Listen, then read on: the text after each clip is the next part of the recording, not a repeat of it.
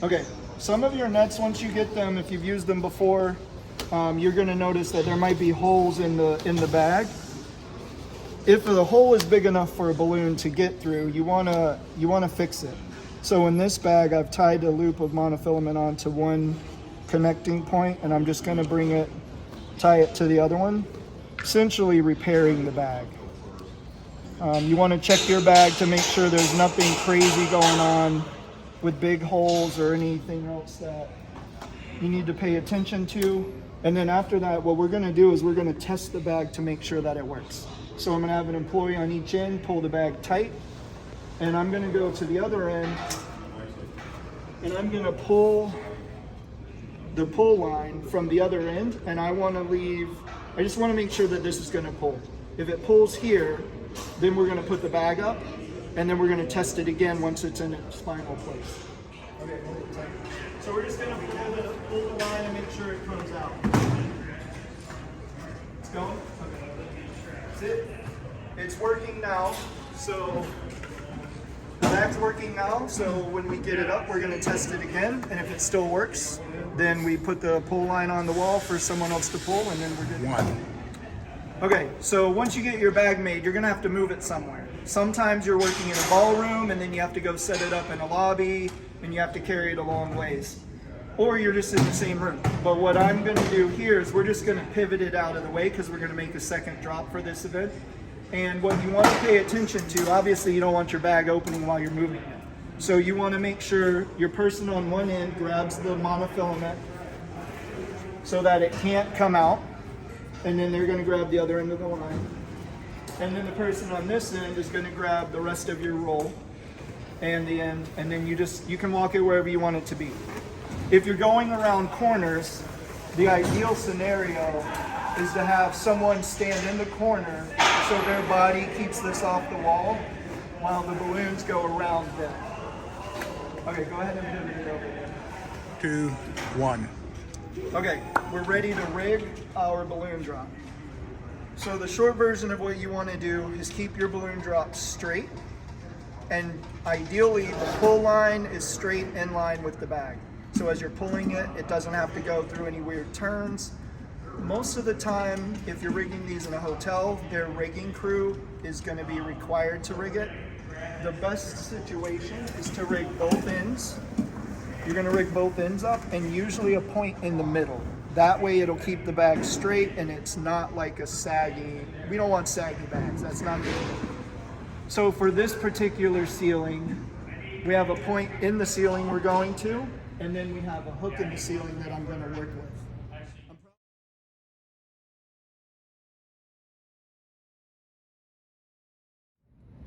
Okay, at this point, once you get your bag set up, you're gonna wanna test the pull line and make sure that it works. So you're gonna have one of your people standing under the line, keeping an eye on it. You wanna pull until there's about 2 feet left. Once you have about 2 feet left, the person pulling the line can stop, and then they're gonna put that line up on the wall. We have our bag set, we have the line pulled. If we had kept pulling the line, it would have opened, which means that our balloon drop is gonna work. And once we secure the line to the wall, then we can come back, get it down and pull it, or whoever can. When we secure that line to the wall, we like to put it nice and high so some goofball can't come along and just start pulling the balloon drop in the middle of the day or before the event or whatever. And again, like we've said before, once you get the line pulled, what you want to do is make sure there's no kinks in the line. You want to look through the bag, make sure there's no dead balloons on the bottom, no popped balloons. No tangles in the line, no tangles in the bag. You want everything nice and straight and clean. When you're hanging these bags and then you go to test the line, if the line doesn't pull, what I found some of the problems or issues could be is that you have overstuffed your bag where there's a lot of tension on the line because it's pulling really tight. You could have a tangle in the line, a balloon stuck somewhere in the line that's tangled up in it. These are the things that I found. So the answer to that is to go through your bag if it's too tight. Generally what I do is I just start popping balloons towards the bottom, and then you pull out all the garbage left over from popping balloons. And then you retest it again.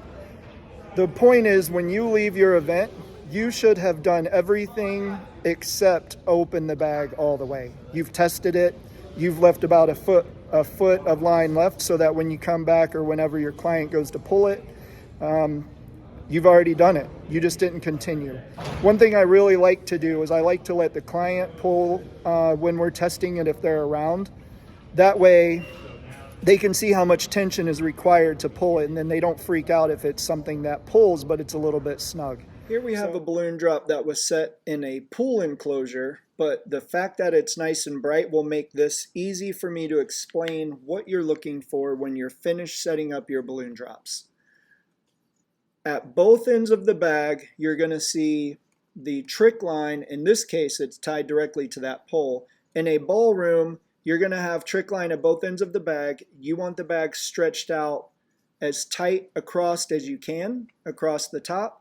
And then you also want it cinched in the middle. In this case, it's cinched at that bar, and it's cinched up at that bar. And then this middle section is actually connected to both to give this nice straight line across the bottom for your bag. So this bag is not sagging, it looks nice, and that's what you want from every balloon drop.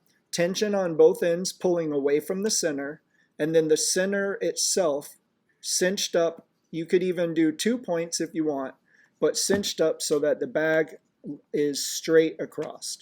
The other thing you're looking for when you're finished, you're going to hang the bag and then you're going to pull the line to test it.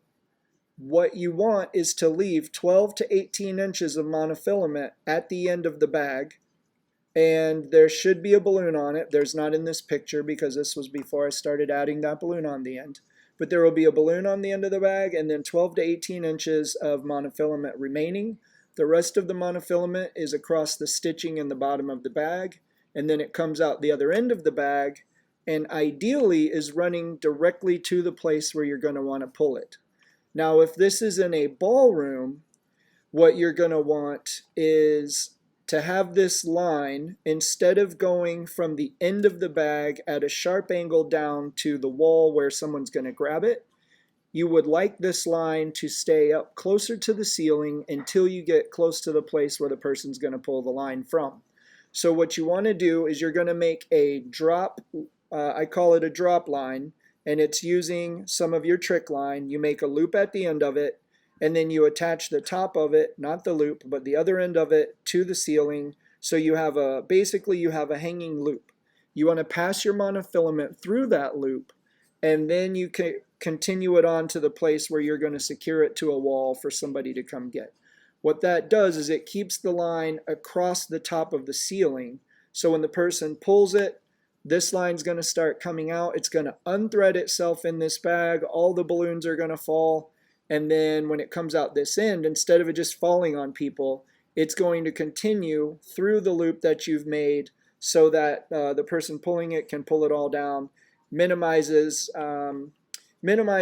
this line being in people's way, minimizes this line from interfering with any kind of lighting scenario or anything else. It looks cleaner, it's neater, and it's the best way to do it that we've done in the past. You can see the balloon is at the end of this one, and what you can't see is that balloon is holding tension on the bag so that the 12 to 18 inches of monofilament that's hanging, which is not visible in this picture, but it won't come apart itself. Again, in this case, the end of the bag was connected directly to the ceiling, so we could put all the tension we wanted on that. The other end of the bag we pulled tight somewhere over here to the ceiling. This is not a super large space where we had it, but we did secure the middle because if you didn't, this bag's going to have a big sag in it and it's not going to look good. So you can see across the bottom, it's a relatively nice straight line. The other end of the bag, what you also don't see is this monofilament comes right down here, and we secured it behind this curtain so that the person who's going to pull it, they can drag a chair over there, get up on the chair and pull and get the pull line down and be ready to go. Not a big space, so we didn't need that drop line that I just mentioned previously. In this location, this is a two-story building where these balloons are going to fall down. What you don't realize maybe is that this is an open area, so the balloons are going to fall down to the floor beneath it. In this case, there was nowhere we had access to secure the middle of the bag.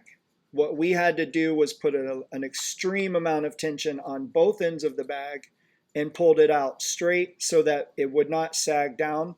In this location, if it sagged, it was going to block this screen, this is a sports bar, and that would have been problematic. It is also why these bags are thinner than you might see on other balloon drops, but we're working in the space that we had. So you see the balloons on the end, and there's 12 to 18 inches of monofilament hanging. The lines both come out the same direction. They come out the other end of the bag. And then they're going to come out to the side here where, again, somebody's going to get up on a chair, pull the lines down, and then they can pull these two drops. So this case, all we could work with was the end of the bag, and we had to pull them extremely tight so that there would be no sagging.